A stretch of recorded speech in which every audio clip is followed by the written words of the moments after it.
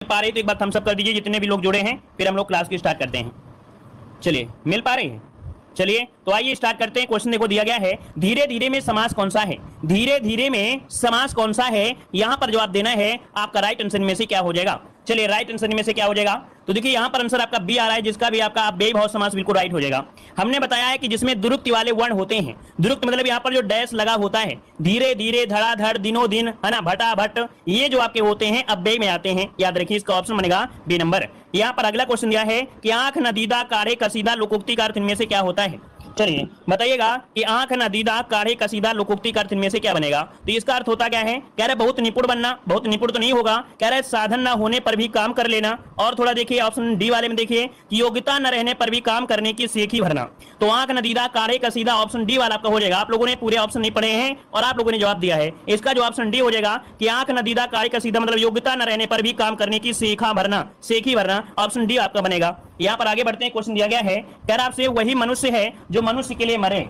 चलिए, वही मनुष्य है जो मनुष्य के लिए मरे, पंक्ति में कौन सा अलंकार है? 41 नंबर में। चलिए देखिए यहां पर आपका जो आंसर है वो आपका हो जाएगा बी, यहां पर यमक अलंकार हो जाएगा। क्या हो जाएगा? यहां पर यमक अलंकार इसका राइट हो जाएगा, यमक अलंकार हो जाएगा। ठीक है ना, मतलब एक ही शब्द दो या दो से अधिक बार आता है और उसमें प्रत्येक अर्थ क्या होते हैं? भिन्न भिन्न हो जाते हैं। यहां पर आगे बढ़ते हैं। क्वेश्चन आपसे दिया गया है, वागेश्वरी का पर्यायवाची इनमें से क्या होता है? वागेश्वरी का पर्यायवाची पूछा गया, वागेश्वरी का पर्यायवाची इनमें से क्या हो जाएगा?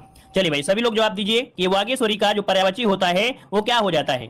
देखिए यहाँ पर जो आपका आंसर आ गया है लगभग सभी का आ गया है, ऑप्शन बी हो जाएगा। यहाँ पर शारदा हो जाएगा। क्या हो जाएगा भाई? शारदा, जिसका ऑप्शन आपका बी हो जाएगा। और शारदा के हमने बताया था और भी पर्यायवाची जो कि पूछी जाती हैं, जैसे आपका भारती, है ना, क्या हो गया यहाँ पर भारती, है ना, और साथ में क्या होता है? सरस्वती, वीणा, पाणी, इसी के क्या होते हैं? पर्यायवाची होते हैं। याद रखिए, इसी के क्या होते हैं? पर्यायवाची होते हैं। आगे बढ़ते हैं कि अव्यवस्थित वाक्य खंडों को क्रमबद्ध से आपको चुनना है। यहाँ पर जो आपका क्रमबद्ध बनेगा वो आपका कौन सा हो जाएगा? तो पहली पॉइंट हमने आपको ये हमेशा बताया है कि जो पहला होता है वो आपका स्थिर होता है और जो आपका लास्ट होता है वो भी स्थिर होता है। बस क्या दिक्कत होती है? जो यार अलावा होते हैं वहीं में दिक्कत आपकी आती है और किसी में नहीं आती है। तो देखो यहां पर आप लोग अगर अरेंज करेंगे तो किस प्रकार से अरेंज कर सकते हैं? किस प्रकार से अरेंज कर सकते हैं? तो भारतीय शुरू से ही और इसके बाद भाई भारतीय शुरू से ही आर्थिक सामाजिक अन्याय को बिना हिंसक विरोध के भारतीय सहते चले आए हैं। देखिए मिल गया है कहां पर? ऑप्शन डी वाले में छुपा हुआ था। यहां पर आंसर आपका डी वाला भर दिया जाएगा। ठीक है, यहां पर अगला क्वेश्चन दिया गया है कि तीन बेर खाती वे तीन बेर खाती है में जो आपका अलंकार है इनमें से क्या है? तीन बेर खाती है तीन बेर में, है ना, तो इसका बताइए क्या आंसर हो जाएगा? जितने लोग भाई यहाँ पर जुड़ गए हैं आते ही वीडियो को लाइक कर दीजिएगा। जितने लोग भी यहाँ पर जुड़े हैं लाइक करने के लिए भूल गए हैं तो भैया लाइक का बटन जरूर दबा दीजिएगा, जो लोग बाद में जुड़े हैं, है ना। और इसके बाद आनंद से मजा लीजिए, पूरी तरीके से हिंदी आपको धुआं धुआं करना है। तो देखो यहाँ पर आपका तीन बेर दिया और हो जाएगा, यहाँ पर सी हो जाएगा आपका यमक अलंकार हो जाएगा। यहाँ पर तीन बेर और तीन बेर आप लोग समझ रहे होंगे कि तीन बेर अर्थात संख्यावाची से है और दूसरा तीन बेर का मतलब होता है समय से, जैसे सुबह दोपहर शाम। तो ऑप्शन क्या हो गया? सी नंबर हो गया। अगला क्वेश्चन है कि विस्मय स्थायी भाव किस रस में होता है? विस्मय स्थायी भाव जो होता है ये किस रस में होता है? यहाँ पर 45 का जवाब दीजिए। तो विस्मय होता है किसका? आपके अद्भुत रस का होता है। किसका होता है? अद्भुत रस का होता है। कुछ लोग यहाँ पर देखिए ऑप्शन बी भी दे रहे थे, यहाँ पर आप लोग नंबरिंग करिए नहीं तो हम समझेंगे कि आप लोग गलत दे रहे हैं जवाब। 45 का जो ऑप्शन है वो आपका सी हो जाएगा, अद्भुत रस होता है। याद रखिए, अगर आपसे पूछे शांत रस का क्या होता है, शांत रस का क्या होता है, तो निर्वेद होता है। शांत का क्या होता है? निर्वेद होता है, निर्वेद होता है। हास्य का तो आप लोग जानते हैं कि हास होता है। विभत्स का क्या होता है? जुगुप्सा या घृणा, है ना, जुगुप्सा या घृणा होता है। अगला है कि यद्यपि मोहन धनी है तथापि बहुत दुखी है। ये बताइए कि जो वाक्य है कैसा है, कैसा वाक्य है? चलिए बताइए। Good evening, good evening. देखो यद्यपि दिया है और आपका तथापि दिया गया है। हमने आपको बताया था हिंदी में कुछ ऐसी चीजें होती हैं जिन पर आपको हमेशा रटे ही होना चाहिए। तो यहाँ पर जो आंसर होगा क्या होगा? मिश्र वाक्य। मिश्र वाक्य में पहचान हमने बताया था कि जैसे जा शब्द आपको ज्यादा मिलेगा, तथापि यहाँ पर ज्यादा मिलते हैं, तो ऑप्शन क्या होगा? सी नंबर मिश्र वाक्य हो जाएगा। चलिए अगला बताइएगा, कह रहे जिसके बराबर कोई ना हो, जिसके बराबर कोई ना हो उसे क्या कहते हैं? चलिए यहाँ पर आपका आंसर क्या हो जाएगा? यहाँ पर जिसके बराबर कोई ना हो उसे क्या कहेंगे? आपका देखिए 47 नंबर में जवाब आ गया है, ऑप्शन बी हो जाएगा, अनुपम कहेंगे। क्या कहेंगे? अनुपम, जिसका ऑप्शन आ रहा है बिल्कुल राइट हो जाएगा। अगला है बंदर का तत्सम रूप क्या होता है? बंदर का तत्सम पूछा गया है, यहाँ पर बताइए। कुछ लोगों ने कहा था अभी बंदरिया हो जाएगा, ऐसा भी होता है क्या भाई? बंदर का तत्सम बंदरिया होता है क्या? बंदर का जो तत्सम होता है वो होता क्या है? यहाँ पर वानर होता है। याद रखिए, बा का परिवर्तन वा में हो जाता है। कोई भी ऐसा शब्द मिले जहां पर आपका बा दिया गया हो वो आपका तद्भव होगा, और वही बा जो होता है तत्सम में वो आपका वा हो जाता है। जैसे यहाँ पर आपका बंदर दिया है, मान लो अगर यहाँ पर दिया होता बगुला, क्या दिया होता? बगुला। अब आप बताइए कि बगुला का तत्सम क्या होता है? चलिए बताइए कि बगुला का तत्सम क्या होता है, आप सभी लोग जवाब दीजिए। बगुला का जो तत्सम बनेगा क्या बनेगा? तो यहाँ पर वक हो जाता है, वक। तो आप देखा ना कि बा का परिवर्तन क्या हो गया? बा का परिवर्तन क्या हो गया? वाह हो गया कि नहीं हो गया? तो इस कारण से यहाँ पर बा का परिवर्तन वाह हो जाता है। ये तत्सम की पहचान होती है। अगला है चरण कमल बंदो हरिराई में जो अलंकार है वो आपका कौन सा है? चरणी कमले बंदो हरिराई में जो अलंकार है कौन हो जाएगा, तो यहाँ पर रूपक अलंकार हो जाएगा। यहाँ पर देख सकते हैं कि आपके उपमेय में उपमान के रूप में मान लिया गया है, तो ऑप्शन हो गया क्या, यहाँ पर सी नंबर है। अगला, तीन लोक से मथुरा न्यारी का अर्थ क्या होता है, तीन लोक से मथुरा न्यारी का जो अर्थ बनेगा इनमें से क्या बन जाएगा। चलिए यहाँ पर आंसर को लॉक करिए, आपका जवाब क्या बनेगा। देखिए 50 नंबर में 50 का जो ऑप्शन है आपका बी, सबसे निराला। क्या, सबसे निराला जो ऑप्शन है वो आपका राइट हो जाएगा, सबसे निराला हो जाएगा। आगे बढ़िए, क्वेश्चन दिया है मिथिलेश कुमारी किन्हें कहते हैं, मिथिलेश कुमारी किन्हें कहा जाता है। साथियों जवाब दीजिए, मिथिलेश कुमारी किसे कहा जाता है। चलिए 51 का जवाब लगभग सबका आ रहा है। देखो भाई यहाँ पर आपके जो मिथिलेश कुमारी है वो सीता जी को कहा जाता है। किसे, आपके सीता जी को कहा जाता है, तो आपका आंसर बनेगा बी नंबर है, राइट हो जाएगा। अगले क्वेश्चन की ओर आते हैं कि खड़ी बोली का प्रथम महाकाव्य कौन सा था। खड़ी बोली का जो प्रथम महाकाव्य है वो आपका कौन सा है। चलिए 52 की अगर हम बात कर ले तो ऑप्शन बी हो जाएगा। यहाँ पर देखिए प्री प्रवास है ना, क्या है भाई, प्री प्रवास जो ऑप्शन बिल्कुल राइट हो जाएगा। अच्छा ये बताइए जो प्री प्रवास है ये है किसका, प्री प्रवास जो आपका है ये है किसका, ये जवाब दीजिए। प्री प्रवास किसका है, हरिऔध अर्थात अयोध्या प्रसाद हरिऔध द्वारा ये रचित आपका प्री प्रवास है, तो आपका आंसर बी अगला है। अतः शब्द का समानार्थी पहचानिए, अतः शब्द का समानार्थी आपसे पूछा गया है, और अतः का समानार्थी क्या होता है साथियों, यहाँ पर 53 नंबर में ऑप्शन यहाँ पर हो जाएगा। देखिए अतः का होता है समानार्थी परिणाता है ना, यह कह सकते हैं परिणामत है ना, इसका जो आंसर है आपका सी बनेगा, क्योंकि यहाँ पर समानार्थी पूछा था। आगे बढ़िए, वृक्षों से पत्ते झड़ते में कौन सा कारक है। चलिए देखिए काफी लोगों के जवाब यहाँ पर आ रहे हैं, बहुत अच्छी तरीके से जवाब आ रहे हैं। वृक्षों से पत्ते झड़ते हैं, और जब वृक्षों से पत्ते झड़ेंगे तो अलग होंगे, और जब अलग होंगे तो कहेंगे आप लोग क्या भाई, अपादान कारक है। क्या कहेंगे आप लोग, कहेंगे अपादान कारक दिया गया है। अगला है, विचार में एक प्रत्यय लगाने से बना जो शब्द होता है वो क्या होता है। विचार में अगर आप लोग ई प्रत्यय जोड़ दे तो क्या बन सकता है, तो यहाँ पर वैचारिक बनेगा। क्या, वैचारिक बनेगा, विचारिक मत करेगा, यहाँ पर वैचारिक बनाना है। याद रखिए इसका ऑप्शन जो बनेगा वो आपका डी बनेगा। ठीक है, अगला बताइएगा कि शुद्ध वाक्य आपको बताना है। मेरी 5 बहनें और एक भाई हैं, मेरी 5 बहनें और एक भाई हैं, मेरा एक भाई और 5 बहनें हैं, मेरी एक भाई, तो ये तो गलत हो गया है ना। यहाँ पर बताइए 56 में कौन सा ऑप्शन है, तो इसके हिसाब से अगर आप देख पाएंगे, क्योंकि ये वाला तो गलत कहीं नहीं लगेगा, अब यहां जरूर लगेगा मेरा एक भाई और 5 बहनें हैं, तो यहां पर ये बहुवचन में है, तो है आपका बहुवचन में हो गया, तो आंसर क्या बन गया, सी नंबर है, राइट हो गया। अगला बताइएगा, बुढ़ापा एक प्रकार का अभिशाप है, रेखांकित शब्द की संज्ञा बताना है। जो बुढ़ापा है ये कैसी संज्ञा है, ये बुढ़ापा जो है कैसी संज्ञा है, यहाँ पर जवाब दीजिए। चलिए बुढ़ापा जो संज्ञा है वो कैसी संज्ञा है, तो यहाँ पर देखो भाव को दर्शाती है, तो आपका भाववाचक हो जाएगा। क्या, भाववाचक हो जाएगा, ऑप्शन बनेगा आपका बी नंबर। अगला है, मीनाक्षी का अर्थ क्या होता है। मीनाक्षी का जो अर्थ होता है क्या होता है, चलिए मीनाक्षी मतलब होता है जो मछली की तरह गोल आंखों वाली होती है उसे मीनाक्षी कहा जाता है, तो ऑप्शन क्या जाएगा, यहाँ पर बी नंबर आपका राइट हो जाएगा। अगला है, संपन्नता का विलोम शब्द इनमें से क्या है। संपन्नता का विलोम आपसे पूछा गया है, तो संपन्नता का विलोम क्या हो जाएगा, विपन्नता हो जाएगा या निर्धनता बनेगा। चलिए क्या बनेगा, यहाँ पर संपन्नता का हो जाएगा आपका, यहाँ पर आपका जो दिया है निर्धनता, क्या हो जाएगा, निर्धनता। आपत्ति का होता है अनापत्ति है ना, विपत्ति का होता है संपत्ति, आफत का होता है शांत। ठीक है, तो आपका जवाब हो गया बी नंबर। अगला बताइए, कौन सा अज्ञानी का पर्यायवाची नहीं है। अज्ञानी का पर्यायवाची नहीं है, देखो अज्ञानी का पर्यायवाची यहाँ पर जैसे अज्ञ है, मूर्ख है, अनभिज्ञ है, पागल है, मूढ़ है, ये तो आपके होते हैं, लेकिन यहाँ पर जो आपका भिज्ञ है, भिज्ञ का विलोम अनभिज्ञ होता है, तो भैया आपका जो आंसर है यहाँ पर 60 नंबर में वो क्या बनेगा, यहाँ पर अज्ञ हो जाएगा। क्या बन जाएगा, अज्ञ। यहाँ पर आंसर सॉरी यहाँ पर भिज्ञ हो जाएगा, क्योंकि यहाँ पर आपसे पूछा गया है क्या, पर्याय नहीं है ना, तो आपका भिज्ञ सरल हो जाएगा। अज्ञ, मूर्ख, अनभिज्ञ है ना, पागल, मूढ़, ये आपके होते हैं, तो इसका जो ऑप्शन होगा कौन सा, यहाँ पर बी, क्योंकि नहीं शब्द आपको दिया गया था ना, इससे गलती हो जाती है। आगे बताइए, जैसा काम करोगे वैसा दाम, जैसा काम वैसा दाम में जैसा किस व्याकरण कोटि का है। यहाँ पर बताइए जो जैसा है वो किस व्याकरण कोटि का है, यहाँ पर 61 नंबर में। तो देखिए भाई यहाँ पर जो आपका आंसर बनेगा आपका 61 नंबर में, वो आपका कौन सा बनेगा, ये विशेषण में आपका आता है। किसमें, आपके विशेषण में आता है, याद रखिए विशेषण, क्योंकि जैसा शब्द आपका है अर्थात जिस शब्द से संज्ञा या सर्वनाम की विशेषता होती है उसी से कहेंगे, ऑप्शन ए हो जाएगा। अगला है कि निम्नलिखित में से कौन सा लुटेरा शब्द में प्रयुक्त प्रत्यय आपका है, लुटेरा, एरा, एरा निकल रहा है ना, एरा कहां पर है, ऑप्शन ए पर दिया गया है, एरा हो जाएगा। अगला है, निम्नलिखित में से कौन सा निसंकोच शब्द में प्रयुक्त संस्कृत उपसर्ग है।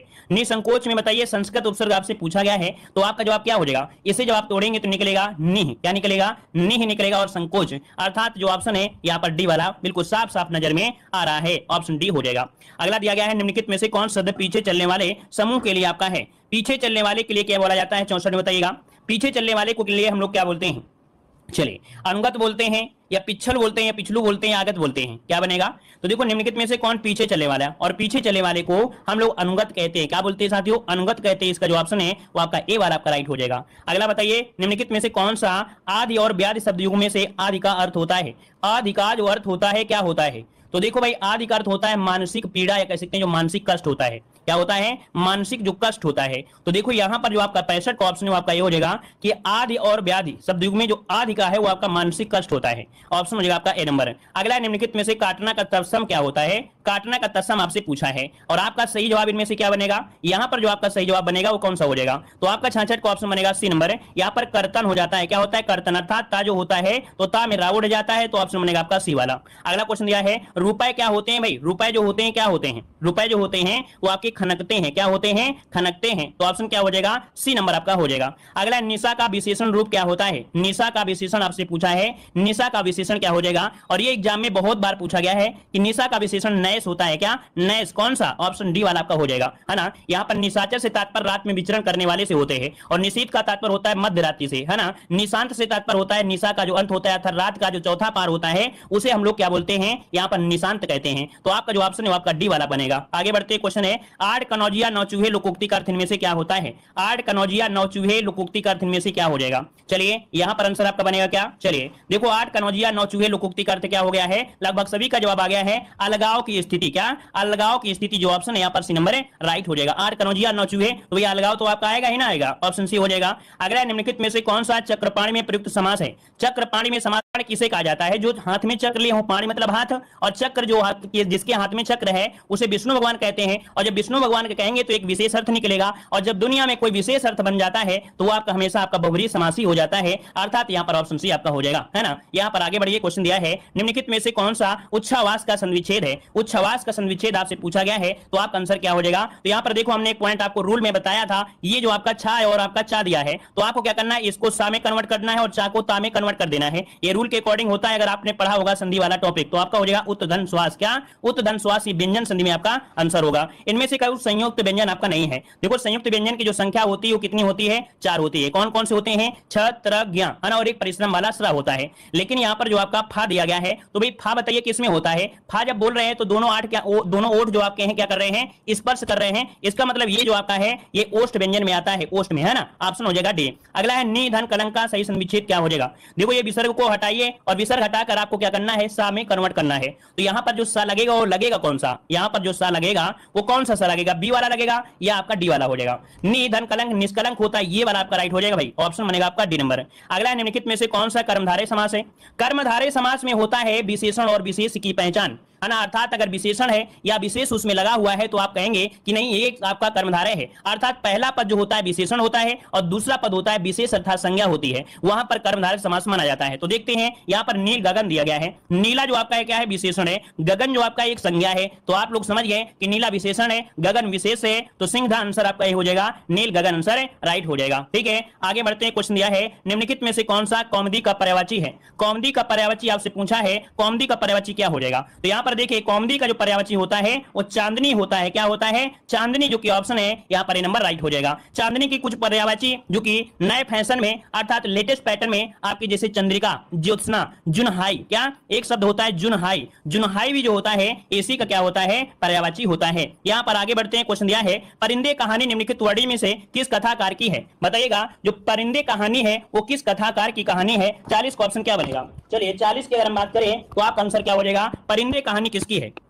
चलिए परिंदे कहानी जो आपकी है किसकी है बताइए? निर्मल वर्मा की है। किसकी है भाई? निर्मल वर्मा, जिसका ऑप्शन आ रहा है 40 नंबर में वो ऑप्शन सी हो जाएगा, निर्मल वर्मा की है। अगला क्वेश्चन दिया गया है कह रहे मिर्जा गालिब किस शासक के दरबारी कवि थे? मिर्जा गालिब किस शासक के दरबारी कवि थे? यहाँ पर जवाब दीजिए। तो देखो भाई 41 की अगर बात करते हैं तो आपके बहादुर शाह जफर, इसका जो ऑप्शन है यहाँ पर डी नंबर है, आपका राइट हो जाएगा, डी नंबर हो जाएगा। आगे बढ़िए क्वेश्चन दिया गया है कह रहा है बीजक किसकी रचनाओं का संग्रह है? बीजक किसकी रचनाओं का संग्रह है? तो देखो भाई आप लोगों ने बहुत बार पढ़ा होगा कि साखी शबद रामायणी, है ना, साखी शबद रामायणी ये आपकी कबीर दास जी की आपके हैं, तो ऑप्शन क्या होगा? यहाँ पर ए नंबर हो जाएगा। और अगला है कि तुलसीदास द्वारा रचित रामचरितमानस में कितने कांड है? तो भैया कितने कांड है यहाँ पर देखो, तो 43 का ऑप्शन क्या बनेगा? यहाँ पर हो जाएगा 7 कांड है। अब आप सभी को बताना है कि सबसे छोटा जो कांड है वो आपका कौन सा है, सबसे छोटा कांड कौन सा है और सबसे बड़ा कांड कौन सा है। इनमें से आपसे एग्जाम में पूछा गया था, आपके वीडियो एग्जाम में क्वेश्चन पूछा गया था। तो ये बताइए सबसे छोटा जो कांड है वो कौन सा है? किष्किंधा कांड है, बिल्कुल सही है। सबसे छोटा जो कांड है वो आपका किष्किंधा कांड है। और सबसे बड़ा कौन सा है? सबसे बड़ा कौन सा है ये बताइए। तो बालकांड जो है वो सबसे बड़ा है, तो ये एग्जाम में पूछा जाता है। ठीक है, आगे बढ़िए। कह रहे रमेश चंद्र शाह को विनायक रचना के लिए सन 2014 में साहित्य अकादमी पुरस्कार से सम्मानित किया गया। इस रचनाकार की जो विधा है वो आपकी क्या है। अर्थात जो विनायक रचना है एक ऐसी विधा है, ये विधा है ऑप्शन बी आपका एक उपन्यास है। इनका क्या है, ये इनका एक उपन्यास है। अगला क्वेश्चन है अंधेर नगरी नाटक के रचयिता, आपको बताना है अंधेर नगरी नाटक के रचयिता इनमें से कौन। क्या है अंधेर नगरी, जो कि आप लोग बचपन से पढ़ते आ रहे हैं, भारतेंदु हरिश्चंद्र है ना। अंधेर नगरी टके शेर खाजी टके शेर भाजी है ना, ये आपने पढ़ा होगा, ऑप्शन इसका बी हो जाएगा। अगला क्या है, कौन सी रचना तुलसीदास की नहीं है, कौन सी रचना तुलसीदास की नहीं है, यहां पर आंसर क्या हो जाएगा। तो देखो भाई यहां पर आपकी रामचरितमानस है ना, रामचरितमानस जो आपकी कौन सी भाषा में है, आपके अवधी भाषा में। क्या है, अवधी भाषा में। यहां पर देखो यामा जो आपकी है किसकी है, महादेवी वर्मा की है। किसकी है, महादेवी वर्मा की है। तो इसका जो ऑप्शन होगा ए नंबर आपका राइट हो जाएगा। इस बात को जरूर याद रखिए कि रामचरितमानस किस भाषा में है, तो आपकी अवधी भाषा में है। ये वाला जो पॉइंट है वो पूछा जाता है। कौन सी कृति महादेवी वर्मा की है, कौन सी कृति महादेवी वर्मा की है 47 में। तो देखो यहाँ पर निहार है, साकेत है, प्रिप्रवास है, कामायनी। तो निहार जो आपकी महादेवी वर्मा की है, निहार महादेवी वर्मा, ऑप्शन यहाँ पर नंबर राइट हो जाएगा। अतीत के चलचित्र किसकी रचना है, अतीत के चलचित्र किसकी रचना है। तो यहाँ पर देखिए अतीत के चलचित्र है आपके महादेवी वर्मा, यहाँ पर भी जिसका ऑप्शन है आपका कौन सा, सी नंबर बिल्कुल राइट हो जाएगा, ये महादेवी वर्मा की है। जयद्रथ वध किसकी रचना है, जयद्रथ वध किसकी रचना है, यहाँ पर आंसर क्या बनेगा। चलिए जयद्रथ वध में भी आप लोग लगाइए, आपका जवाब इनमें से राइट क्या हो जाएगा। तो देखिए 49 का ऑप्शन हो जाएगा ए नंबर मैथिली शरणगुप्त, जिसका भी ऑप्शन आ रहा है।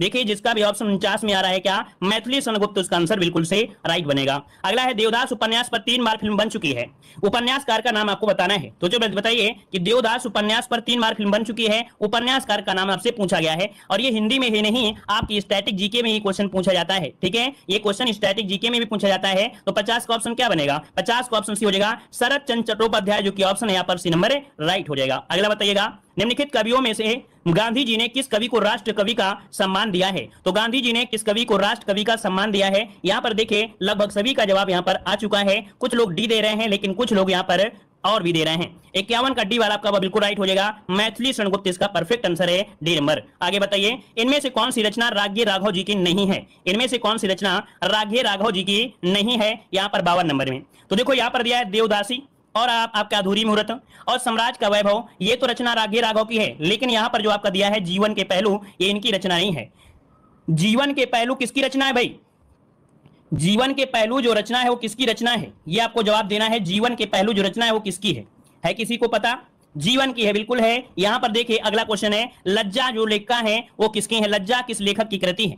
लज्जा जो आपकी है वो नसरीन यहां पर दे रहा है 53 नंबर में, ऑप्शन हो जाएगा तस्लीमा नसरीन। अभी हाल ही में एग्जाम में क्वेश्चन पूछा जा चुका है आपके बीएड एग्जाम में। अगला है कि मिलजुल मन किसकी रचना है, मिलजुल मन जो है वो किसकी रचना है, यहां पर देखिए 54 नंबर में। 54 का ऑप्शन देखिए काफी लोग दे रहे हैं, आपकी मिलजुल मन जो है वो आपकी मृदुला गर्ग की है। किसकी है, मृदुला गर्ग, जो की ऑप्शन है यहाँ पर बी नंबर बनेगा। अगला दिया गया है कह रहे जिंदगी नामा के लेखक कौन है, जिंदगी नामा के जो लेखक हैं वो आपके कौन हैं। तो चलिए जिंदगी नामा के लेखक आप सभी से पूछा गया है आपका कृष्णा सोबती, इसको नोट करिएगा। और इनसे रिलेटेड क्वेश्चन पूछा भी गया है, तो ऑप्शन सी हो जाएगा कृष्णा सोबती, इनकी डेथ भी हो चुकी है। अगला क्वेश्चन दिया गया है झूठा सच के लेखक आपके कौन है, झूठा सच के लेखक इनमें से कौन बनेंगे।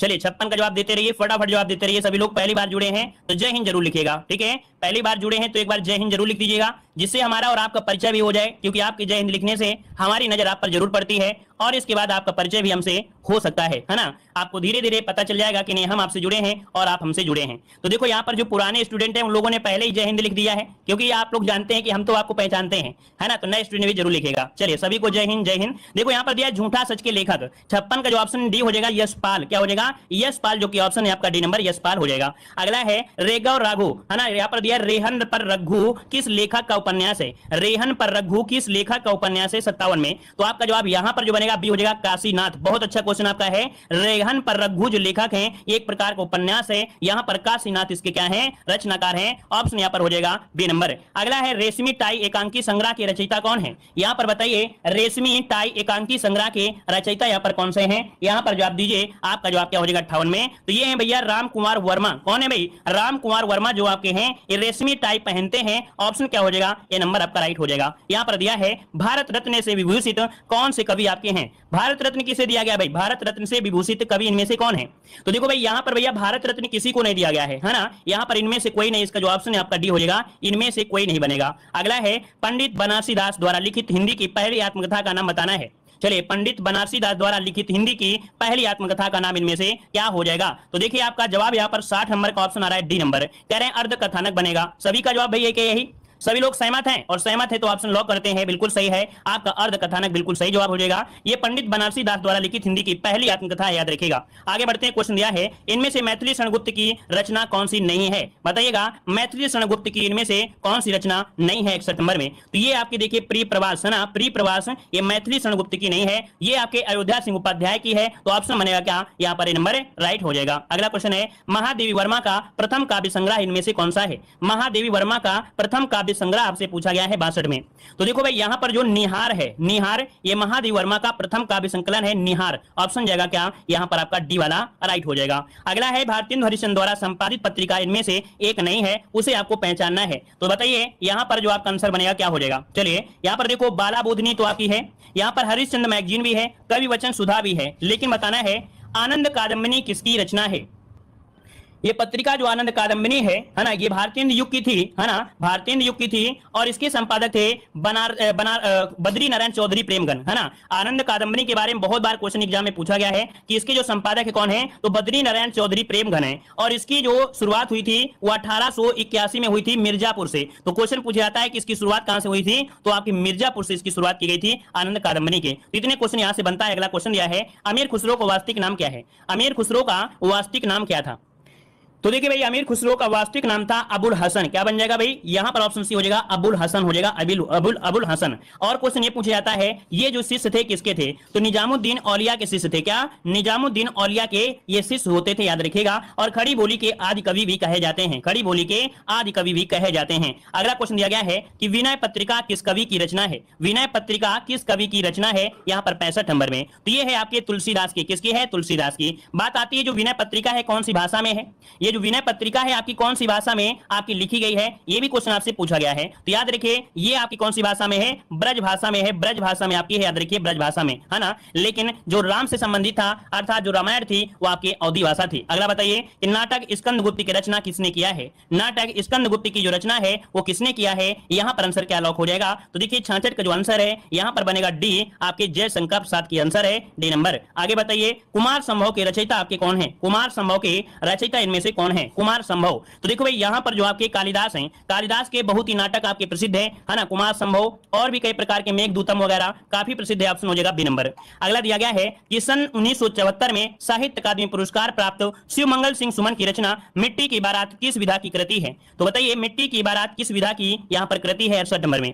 तो ये है आपके काव्य से, अर्थात ये जुड़ी हुई है काव्य से, तो काव्य के लिए आपका जुड़ा था, ऑप्शन यहाँ पर बी वाला राइट हो जाएगा। अगला है निम्नलिखित में से कौन सी जोड़ी यहाँ पर चुनना है? सही जोड़ी आपको बताना है, यहाँ पर सही जोड़ी इनमें से क्या हो जाएगा? चलिए सही जोड़ी बताइएगा यहाँ पर क्या बन सकती है। तो देखो दिया गया है नासिरा शर्मा, तो ये तो पॉइंट गलत दिया है, लेकिन देखिए ऑप्शन सी पर जाइए, सुमित्रा नंदन पंत जो कि चिदम्बरा है, बिल्कुल राइट आंसर है आपका सी नंबर है, सुमित्रा नंदन पंत चिदम्बरा, इसका आंसर राइट हो जाएगा।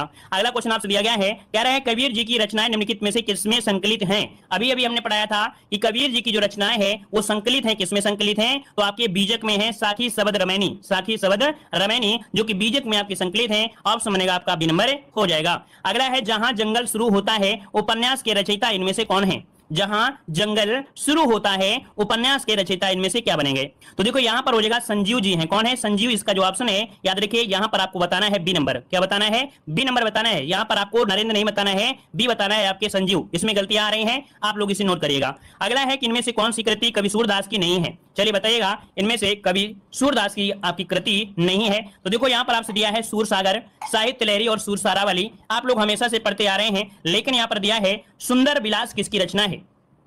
ये बताइए सुंदर विलास जो रचना है वो किसकी है? सुंदर दास की हो जाएगी, जैसे सुंदर विलास हो गया, है ना। और भी कई आपके हैं जो आपके सुंदर दास की हैं, तो ऑप्शन बी इसका हो जाएगा सुंदर विलास अर्थात सुंदर दास। अगला क्वेश्चन है निष्कवच उपन्यास किस लेखक की कृति है? निष्कवच उपन्यास किस लेखक की कृति है? चलिए जय हिंद जय हिंद। चलिए तो देखो यहाँ पर 73 नंबर में क्या बनेगा? सी हो जाएगा, राजी सेठ की है। याद रखिए निष्कवच उपन्यास जो आपका है ये राजी सेठ की है, ऑप्शन बनेगा यहाँ पर आपका सी नंबर। अगला है कि अंचल किस साहित्यकार का उपनाम है? अंचल किस साहित्यकार का उपनाम है? यहाँ पर जो आंसर बनेगा राइट क्या हो जाएगा? 74 की अगर हम बात करते हैं तो आपका जो जवाब बनेगा वो आपका बी हो जाएगा, रामेश्वर शुक्ल। क्या बनेगा? रामेश्वर शुक्ल, इसका जो आंसर है वो आपका राइट हो जाएगा। अंचल किस साहित्यकार का उपनाम है? तो रामेश्वर शुक्ल को कहा जाता है, इसका ऑप्शन बनेगा आपका बी नंबर। सतसई की लेखा लेखक आपके कौन है, सतसई के जो लेखक हैं वो आपके कौन है, 75 का जवाब देना है। और ये भी आपको बताना है कि कितने आपके सही जा रहे हैं, है ना, कितने क्वेश्चन आपके सही जा रहे हैं। 75 का जो ऑप्शन है सतसई जो आपके हैं बिहारी लाल, है ना, यहाँ पर बिहारी के आपके दोहे प्रसिद्ध हैं, तो ऑप्शन हो जाएगा आपका बे नंबर। आगे बढ़िए, क्वेश्चन दिया गया है